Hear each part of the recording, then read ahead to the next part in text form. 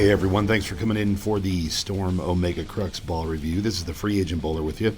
If you're new to the station and the channel, thanks for coming by. I appreciate you watching the video.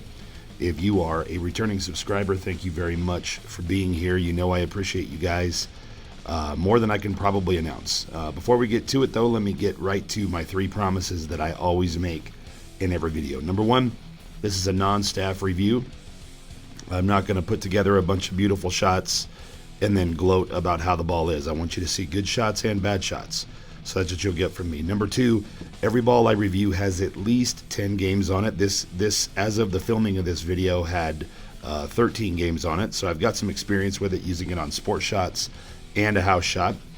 And then number 3, guys, is just honesty. I have nothing to gain and absolutely everything to lose by doing it any other way. So you have my word that I will always be honest, forthright, and direct with all of you when you come to watch my videos. So let's get to the specs real quick. 70 by 4.5 by 30 is the layout. Big RG, big differential. This is a really, really interesting piece, and I think you're going to see why I like it so much as we get going here. So first frame got a little quick there at 18.67 miles an hour, but to be honest, I had just gotten a drink of water and I was sticking a little bit, and I don't know what happened. I was at a sink there, so I got lucky to only leave a 10 because it probably should have been worse than that. But this ball, in my experience from using this now for, about 16 games at this point, and it'll have another 2 or 3 on it come Wednesday night, and then another 2 or 3 come next Saturday. This ball does not roll like a pearl at all, and I think you can see it in this video. It doesn't have that wicked back end snap kind of thing that you can get from some larger pearl balls. It just doesn't have that really hard turn left or right if you're a lefty that can sometimes get you in trouble. Sometimes you're coming high into the nose. Maybe you're leaving some weird splits or something like that, but this ball doesn't roll like that. And in fact, I think it rolls more like a hybrid than anything else. It has kind of characteristics of both a solid and a pearl. It's very solid-like in that it's fairly archy and smooth, and it's pearl-like because it's easy to get down the lane, which is a really unique combination. This ball reminds me a lot of the Halo Vision. I don't know if you've thrown that or not. I have that ball and I pull that ball out occasionally, but it's a very similar look with this ball. But I would say this ball hits much harder than that ball and really any other Storm product I've thrown. If you've watched any of my videos, you know that I don't really pull punches when it comes to what I feel about anything. And factually speaking, with Storm, I haven't had a lot of luck, to be honest. I didn't like the all-road. I did not do well with the fever pitch, even though I was looking for a urethane. There's been a few that I just haven't done very well with. The Crux Prime was another example of a big asymmetric piece. And I put probably 40 or 50 games on that ball, and I just could not get that ball to ever be very consistent. One time I'd throw it and it'd break off the lane. Next time I'd throw it and I would struggle to get it to move at all. This ball has kind of broken the mold for me. The Phase 3, when I first got it, was the most over-under ball that I had ever had. I hit it with 2,000, and now it's one of my favorites. This ball here comes at a factory 3,000 Abralon, and I absolutely love this ball. The way it moves, the way it finishes, particularly how it finishes. Deflection is a very rare thing with this ball, and I'm really, really impressed with how responsive it is to how you throw it.